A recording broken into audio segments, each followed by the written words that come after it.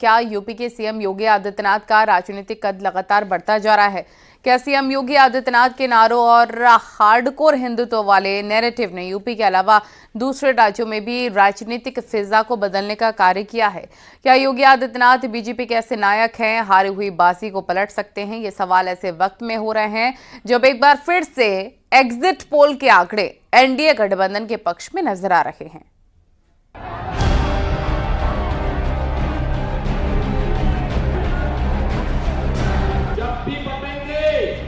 गणपति पूजा पे हमला होगा।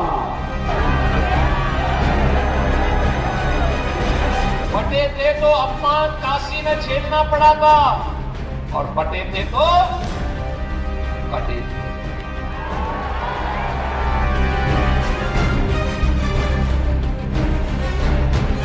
रामनवमी की शोभा यात्रा पर इसलिए पथरा होता है क्योंकि हम बटे हैं। अब कटेंगे नहीं तो कटेंगे भी, एक रहेंगे सेफ रहेंगे। क्या योगी आदित्यनाथ ने चुनावी हवा को बदल दिया? क्या योगी का दायरा बढ़ाने वाली नीति काम आ गई? क्या CM Yogi Adityanath game changer साबित हो रहे हैं?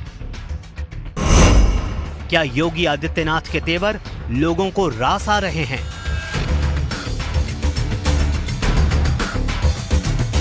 देश की सियासत में यूपी के सीएम योगी आदित्यनाथ का कद और किरदार लगातार बड़ा होता जा रहा है। हार्डकोर हिंदुत्व में विश्वास रखने वाले योगी आदित्यनाथ जिस राज्य का रुख करते हैं, उस राज्य की सियासी फिजा की तस्वीर बदलने लगती है। बिना लाग लपेट वाली रणनीतिक लकीर खींचने वाले योगी आदित्यनाथ अब धीरे धीरे उस सियासी फलक का हिस्सा होते जा रहे हैं जहां से यूपी के बाहर की जमीन आकार लेती है। यानी उत्तर प्रदेश के अलावा महाराष्ट्र और झारखंड से एग्जिट पोल के जो आंकड़े आए हैं वो ऐसी कहानी गढ़ रहे हैं जिसकी पटकथा किसी और ने नहीं बल्कि उत्तर प्रदेश के मुख्यमंत्री योगी आदित्यनाथ ने लिखी है। इसलिए योगी की राजनीति के कौशल को समझने से पहले यूपी, महाराष्ट्र और झारखंड से आए एग्जिट पोल के रुझान की कहानी समझ लेते हैं। ज्यादातर सर्वे का रुझान इस बात की ओर इशारा कर रहा है कि एनडीए का दांव इंडिया गठबंधन पर भारी पड़ रहा है। न्यूज 18 इंडिया के महापोल में महाराष्ट्र में 288 विधानसभा सीटों में महायुति को 145 और महाविकास अघाड़ी को 130 सीटें और अन्य को 13, जबकि झारखंड की 81 विधानसभा सीटों पर न्यूज 18 इंडिया के महापोल में एनडीए को 41 और इंडिया गठबंधन को 36 और अन्य को 4 सीटें मिल सकती हैं। हालांकि एनडीए गठबंधन की विरोधी पार्टियां इन आंकड़ों से इत्तेफाक नहीं रखती। एग्जिट पोल को हम लोग बहुत विश्वसनीय नहीं मानते हैं और उसका कारण है पिछले 10 वर्षों में जो स्तर में गिरावट आया है कुछ सर्वे एजेंसियों का। अब एग्जिट पोल नहीं होता है। लेकिन कुछ में तो 3 तो ऐसे एग्जिट पोल है जहां आपको फुल फ्लेज दिया गया है, सरकार आप बना रहे हैं उसमें। ठीक है, उन लोगों ने भरसक ईमानदारी पूर्वक प्रयास किया है दिखलाने का, लेकिन उसके बावजूद मैं बोल रहा हूं कि हम लोग को एग्जिट पोल पर ज्यादा भरोसा है। एग्जिट पोल्स पे हम इसलिए भरोसा नहीं करते क्योंकि अंडर करंट उससे भी ज्यादा था, उससे भी ज्यादा सीटें हमें मिल रही हैं और हमें उम्मीद है कि 50 सीटों के मार्जिन को हम आसानी से पार करेंगे और झारखंड के इतिहास की सबसे जो पावरफुल सरकार है, इतनी सीटें आज तक किसी गठबंधन ने नहीं जीती, वो हम बनाएंगे। एग्जिट पोल अलग अलग रिपोर्ट अलग अलग जगह से आए हैं। मैंने एक्सेस का देखा था, फिर बाकी का देखा था। तो हम तो यही कहते हैं कि कभी कभी एग्जिट पोल दिशा देते हैं, लेकिन पिछले कुछ चुनाव से कुछ कठिनाई आ रही है। हम तो 23 के इंतजार में हैं। एग्जिट पोल पर राय अलग अलग होना स्वाभाविक है क्योंकि एक सीमित पैटर्न पर वोटिंग का रुझान का आकलन किया जाता है, लेकिन धुआं भी वहीं उठता है जहां चिंगारी होती है। इसलिए अगर एग्जिट पोल नतीजों में तब्दील होता है तो यूपी के सीएम योगी आदित्यनाथ के उस बंटेंगे तो कटेंगे वाले नैरेटिव की अनदेखी नहीं की जा सकती, जिसका इस्तेमाल न सिर्फ उन्होंने यूपी उपचुनावों में किया बल्कि उसी नैरेटिव का इस्तेमाल झारखंड और महाराष्ट्र में भी किया। गणपति बप्पा की शोभा यात्रा पर कोई पथराव करे, ये बर्दाश्त नहीं हो सकता है, ये स्वीकार्य नहीं हो सकता है। और इसलिए पथराव होता है क्योंकि हम बटे हैं। रामनवमी की शोभा यात्रा पर इसलिए पथराव होता है क्योंकि हम बटे हैं। याद रखना, जो ये प्रहार सनातन पर हो रहा है, ये प्रहार भारत पर प्रहार है, क्योंकि भारत की आधार का प्रतीक है सनातन, और सनातन पर प्रहार महाविनाश को आमंत्रित करता है। और आपको मैं यही आमंत्रित करने के लिए आया हूं, यही कहने के लिए आया हूं कि बटे थे तो कटे थे, अब बटेंगे नहीं तो कटेंगे भी। जब भी बटेंगे, लव जिहाद और लैंड जिहाद के नाम पर यहां की जमीनों पर भी कब्जा होगा, बेटी की सुरक्षा भी खतरे में पड़ेगी। जब भी बटे होंगे तो ये गुंडे कालनेमी बन करके अलग अलग रूपों में जाकर के गुमराह करने का प्रयास करेंगे। जो भी होना है आर पार होना है।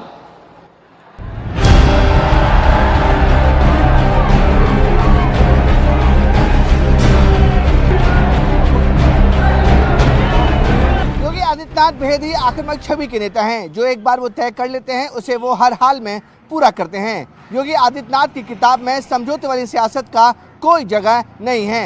इसे समझने के लिए उस क्रोनोलॉजी को समझना पड़ेगा जिसमें योगी आदित्यनाथ ने महाराष्ट्र में प्रचार की गाड़ी को आगे बढ़ाने का काम किया। पिछले करीब 2 हफ्तों में योगी आदित्यनाथ ने 37 जनसभाएं की। उन्होंने यूपी में 2 रोड शो भी किए, महाराष्ट्र में 11 रैलियां की। इस प्रचार अभियान में योगी आदित्यनाथ बेहिसाब जन समर्थन जुटाने में कामयाब रहे। महाराष्ट्र के वाशिम में जब उन्होंने पहली रैली की तो उसी रैली से उन्होंने प्रचार के एजेंडे की नींव रख दी। कारण था, हम बटे थे और बटे थे इसीलिए कटे थे। हम बटे थे इसीलिए कटे थे। और आज हम कहने के आए, एक है और सेफ है, एक है सेफ है।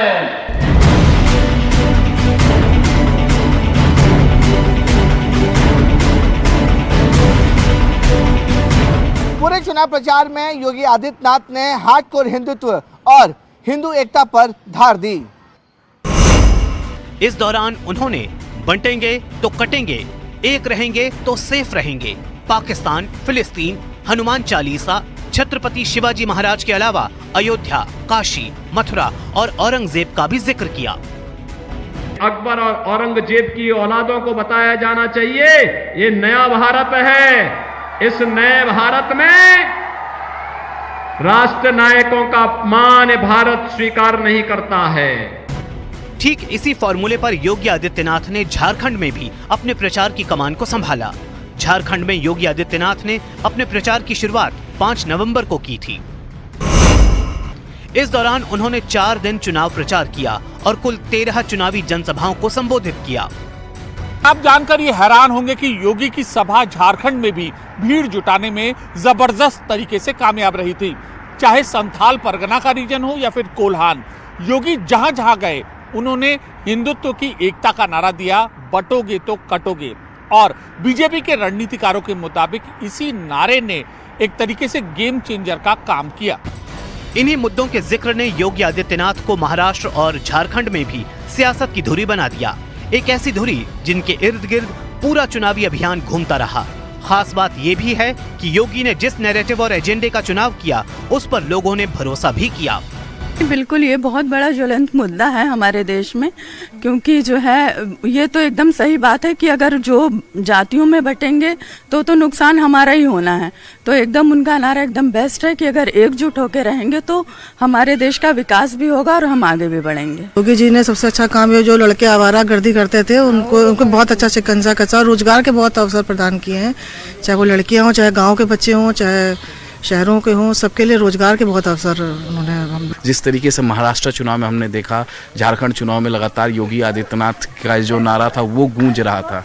कहीं ना कहीं उनकी जो पिक्चर है वो यूपी से बढ़ के दूसरे स्टेट में भी। नहीं, काम तो अच्छा कर रहे हैं। समाज सुधार जो उन्होंने बेड़ा उठाया उसमें वो सफल भी हुए हैं, आगे भी सफल होंगे। योगी आदित्यनाथ के नैरेटिव की धार देखिए कि उनकी हर चुनावी सभा में अपार जनसमूह दिखाई दिया। लेकिन ये हुआ कैसे?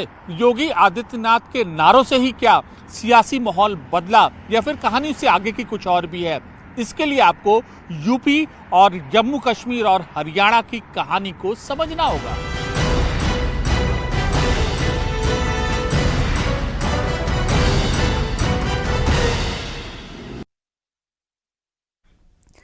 यूपी, हरियाणा और जम्मू कश्मीर वाली कहानी इसलिए समझना जरूरी है क्योंकि इसी कहानी से यह तय होता है कि आखिर कैसे योगी आदित्यनाथ चुनावी फिजा को बदलने में दम रखते हैं, कैसे वो यूपी से बाहर भी लोगों का भरोसा कायम रखने में कामयाब होते हैं।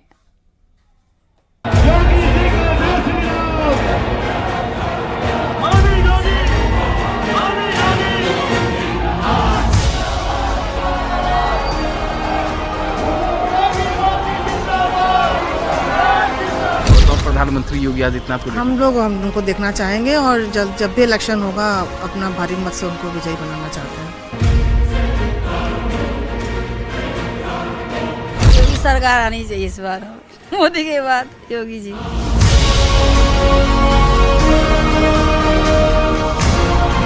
हम लोग भी चाहेंगे कि वो प्रधानमंत्री के पद पर आगे आए और देश को आगे बढ़ाएं और नाम रोशन हो।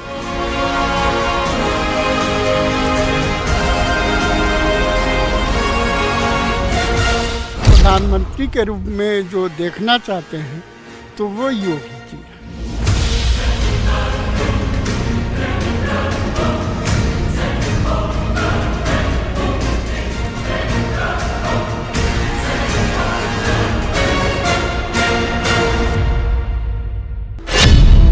क्या यूपी चुनावों में चल गया योगी का जादू?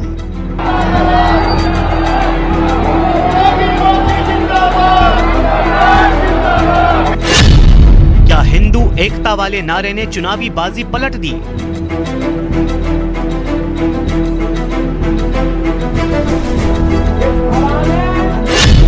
क्या डैमेज कंट्रोल में कामयाब हो गए योगी आदित्यनाथ?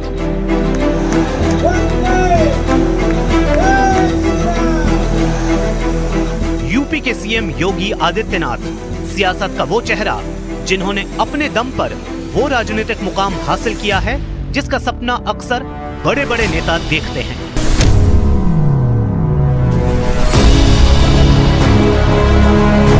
और अब योगी आदित्यनाथ का यही सियासी रुतबा इतना बढ़ता जा रहा है कि यूपी की दहलीज को पार करते करते योगी आदित्यनाथ उस कल्ट के नेता हो चुके हैं जिस पर कभी भी किसी भी वक्त किसी भी चुनौती को लेकर भरोसा किया जा सकता है। प्रदेश के मुख्यमंत्री योगी आदित्यनाथ जी ने पूरे देश में एक संदेश दिया और आज हिंदुत्व का चेहरा बनकर के अगर कोई उभरा है पूरे देश में, उत्तर प्रदेश के वो मुख्यमंत्री जरूर हैं लेकिन आज वो पूरे देश के ब्रांड एम्बेसडर बन चुके हैं कि अगर हिंदुत्व का कोई ब्रांड एम्बेसडर है तो वह योगी आदित्यनाथ हैं जो खुल करके अपनी बात मंचों पे कहते हैं।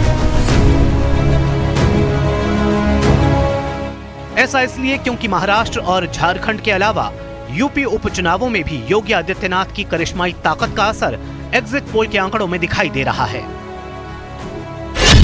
यूपी में 9 विधानसभा सीटों पर हुए उपचुनावों के रुझान बता रहे हैं कि बीजेपी को 6 सीटें हासिल हो सकती हैं, जबकि समाजवादी पार्टी को 3 सीटें मिल सकती हैं। लेकिन 2022 में यहां के आंकड़े कुछ और थे, इसलिए जिन 9 सीटों पर बदले हुए समीकरण दिखाई दे रहे हैं उन पर 2022 में किसका कब्जा था ये भी समझते हैं। सीसामऊ, कटेहरी, करहल और कुंदरकी समाजवादी पार्टी के पास थी, यानी 4 सीटें। फूलपुर, गाजियाबाद और खैर यानी 3 सीटें बीजेपी के पास थी। मझुआ सीट निषाद पार्टी के पास थी, जबकि मीरापुर सीट बीजेपी की सहयोगी राष्ट्रीय लोकदल के पास थी। जबकि लोकसभा चुनावों के दौरान जब यूपी में बीजेपी की भारी किरकिरी हुई थी उस वक्त इन 9 विधानसभा सीटों पर लीड का जिक्र करें तो 5 सीटों पर समाजवादी पार्टी, 1 सीट पर कांग्रेस, 2 सीट पर बीजेपी और 1 सीट पर अपना दल ने बढ़त बनाई थी। इन्हीं चुनावों के बाद योगी आदित्यनाथ के खिलाफ विरोध के सुर मुखर हुए थे। विपक्ष जहां लगातार मुख्यमंत्री योगी आदित्यनाथ को टारगेट कर रहा था, तो वहीं पार्टी के भीतर भी योगी आदित्यनाथ के विरोध को लेकर तरह तरह की बातें सामने आ रही थी। लेकिन इस बार के चुनाव में तस्वीर बदली हुई दिखाई दे रही है। ये तस्वीर इसलिए भी बदली हुई नजर आ रही है क्योंकि योगी आदित्यनाथ ने न सिर्फ प्रचार की कमान संभालने में एड़ी चोटी का जोर लगाया, बल्कि वोटों के बिखराव को भी रोकने में वो कामयाब साबित हुए हैं। मुख्यमंत्री योगी आदित्यनाथ हार्डकोर हिंदुत्व की सियासत के दम पर आगे बढ़ रहे हैं। उनके लिए बीच की लकीर का कोई मायने नहीं है। मुख्यमंत्री योगी आदित्यनाथ हिंदू एकता की बात करते हैं और उनकी इन्हीं बातों को मुस्लिम एकता के समानांतर बड़ा जवाब के तौर पे देखा जा रहा है। हरियाणा चुनाव के चौंकाने वाले नतीजे को भी हम देख चुके हैं। हरियाणा चुनावों में जो नतीजे आए थे, उनको लेकर विश्लेषकों ने भी माना था योगी के बटेंगे तो कटेंगे वाले नारे ने विपक्षी पार्टियों का सारा खेल खराब कर दिया। और अब ऐसा ही कुछ मौजूदा चुनावों में भी दिखाई दे रहा है। सवाल तो ये भी है कि क्यों मुख्यमंत्री योगी आदित्यनाथ पर लोगों का भरोसा बढ़ता जा रहा है, क्यों उनके बढ़ते कद की कहानी लगातार विस्तार ले रही है। और सबसे बड़ी बात ये कि लोग योगी पर भरोसा कर रहे हैं। देश को बहुत समय बाद ऐसा राजनेता मिला है जो अपने बारे में या अपने परिवार के बारे में ना सोचकर देश के बारे में सोचता है और प्रदेश के लोगों के बारे में सोचता है। इनके आने के बाद से यहाँ पे जितना लॉ एंड ऑर्डर ठीक ठाक हुआ है। योगी जी ने अपने देश का नाम काफ़ी ऊंचा किया है। उत्तर प्रदेश के लिए बहुत अच्छा काम किया है उन्होंने। और बस मेरी उनसे रिक्वेस्ट यही है कि थोड़ा सा बेरोजगारी के मुद्दे पे थोड़ा सा ध्यान दें। थोड़ा अगर बेरोजगारी के मुद्दे पे ध्यान देंगे तो Yogi ji best chief minister साबित होंगे और आगे आने वाले समय में प्रधानमंत्री पद भी उनके लिए आ सकता है। प्रधानमंत्री पद के वो प्रबल दावेदार हैं। उनके राज में जो भी जनता है खुशी है, गुंडागर्दी खत्म है, भ्रष्टाचार लगभग खत्म है और देश की जो भी समस्या है, उत्तर प्रदेश की समस्या यानी देश की समस्या, हम तो ये चाहते हैं कि योगी जैसा मुख्यमंत्री सभी प्रदेशों में हो, क्योंकि अगर योगी जैसा कई सारे योगी होंगे तो भारत और ऊंचाइयों तक जाएगा। फिलहाल चुनाव के नतीजे ईवीएम में कैद हैं। उनके बाहर आने में कुछ घंटों का इंतजार बाकी है, लेकिन इतना जरूर है कि राजनीति के इस बदले हुए माहौल में यूपी के सीएम योगी आदित्यनाथ एक करिश्माई कद वाले नेता जरूर साबित हुए हैं।